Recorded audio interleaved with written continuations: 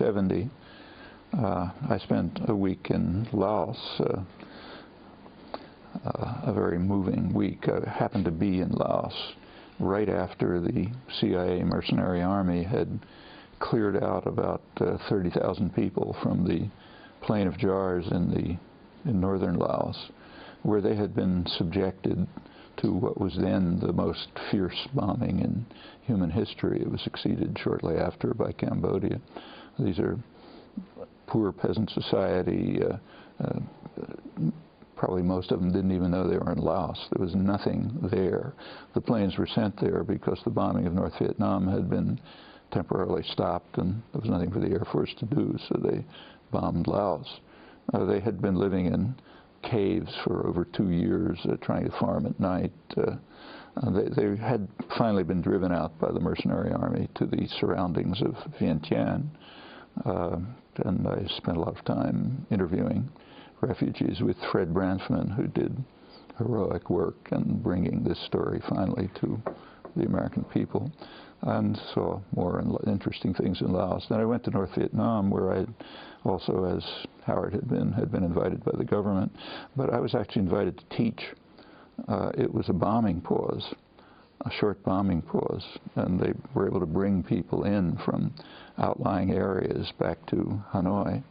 And the Polytechnic University, or what was left of it, the ruins of the Polytechnic University, they came and I lectured on just about anything I knew anything about. These are people who had been out of touch with faculty, students, others had been out of touch with the world for 5 years. And they asked me everything from what's Norman Mailer writing these days to technical questions in linguistics and mathematics and whatever else I could say anything about.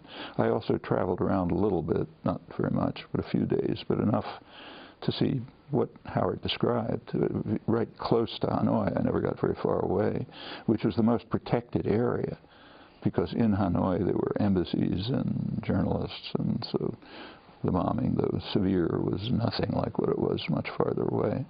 But even there you could see the ruins of villages, the shell of the major hospital in Thanh Hoa, which had been bombed by accident, of course, areas that were just moonscapes, you know, where there had been villages in an effort to destroy a bridge and so on.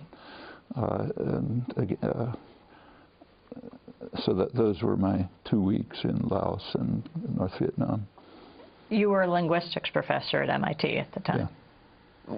So why did you go? What drove you to, and what was the response here at home?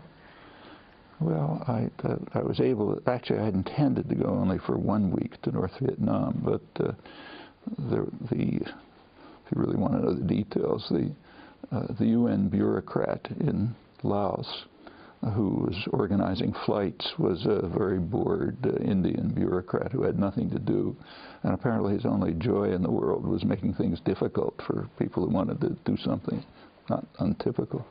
And fortunately for me, he made it difficult for me and my companions, Doug Dowd and Dick Fernandez, to go to North Vietnam. So I had a week in Laos, which was an extremely valuable week. I wrote about it in some detail.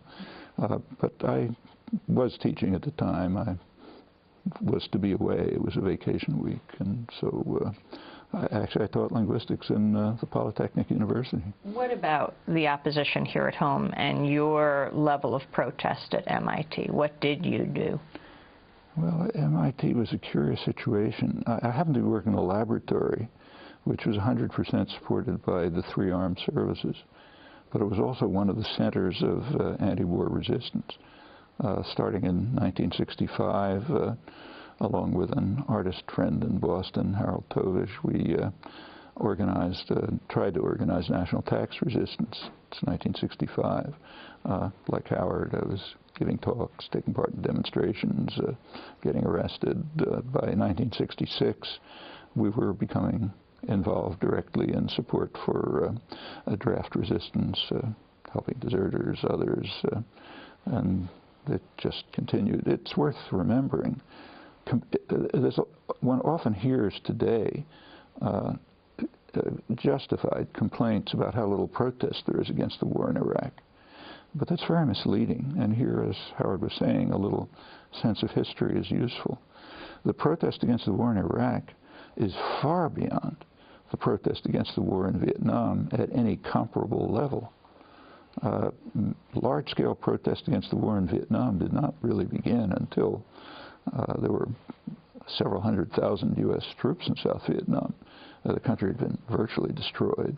The bombing had been extended to the north, to Laos, soon to Cambodia, where, incidentally, we have just learned, or rather, we haven't learned, but we could learn if we had a free press, that the bombing in Cambodia, which is known to be horrendous, was actually 5 times as high as was reported, greater than the entire Allied bombing in all of World War II on a defenseless peasant society, which turned peasants into enraged fanatics. During those years, the Khmer Rouge grew from nothing, a few thousand scattered people, to hundreds of thousands, and then that led to the part of Cambodia that we're allowed to think about.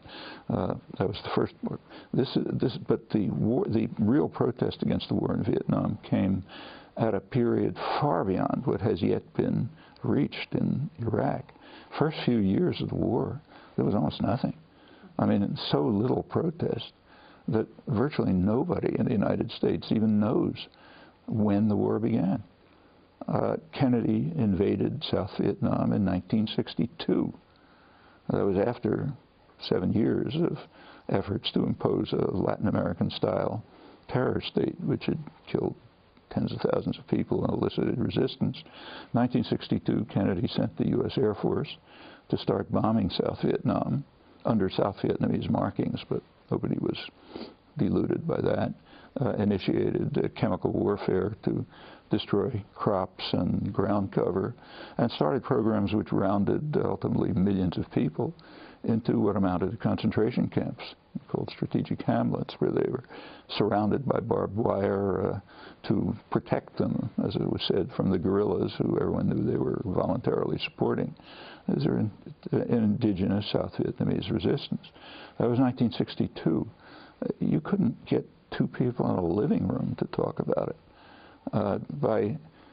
In October 1965, right here in Boston, maybe the most liberal city in the country, there were then already a couple 100,000 troops there. The bombing of North Vietnam had started. We tried to have our first major public demonstration against the war on the Boston Common, the usual place for meetings. I was supposed to be one of the speakers. Nobody gave a word. The meeting was totally broken up by students marching over from universities, by others, and hundreds of state police, which kept people from being murdered. The next day's newspaper, the Boston Globe, liberal newspaper, was full of denunciations of the people who dared make mild statements about bombing the North. In fact, right through the protests, which did reach a substantial scale and were very significant, especially the resistance, it was mostly directed against the war in North Vietnam. The attack on South Vietnam was mostly ignored. And incidentally, the same is true of government planning. We know about that from the Pentagon Papers and now many subsequent documents. There was meticulous planning about the bombing of the North. Just where should you bomb and how far should you go and so on. The bombing of the South in the internal documents had almost nothing. There's a very simple reason for it. The bombing of the South was costless. Nobody's going to shoot you down. Nobody's going to complain. You know, do whatever you want. Wipe the place out, which is pretty much what happened. North Vietnam was dangerous. You could hit Russian ships in the Haiphong harbor. As I said, there were embassies in Hanoi. People could report. You were bombing an internal Chinese railroad, which happened to pass through North Vietnam. So there could be international repercussions and costs. So therefore, it was very carefully calibrated. If you look at, say, Robert McNamara's memoirs, a lot of discussion of the bombing of North Vietnam. Virtually nothing about the bombing of South Vietnam, which even in 1965 was triple the scale of the bombing of the North and had been going on for years. Now there's a great deal more protest. Actually, one interesting illustration, I'll end with that, is Arthur Schlesinger, the perhaps best-known American historian. In the case of the war in Vietnam, in the early years, he supported it. In fact, if you read his 1,000 Days, his story of the Kennedy administration, it's barely mentioned, except just wonderful thing that's happening.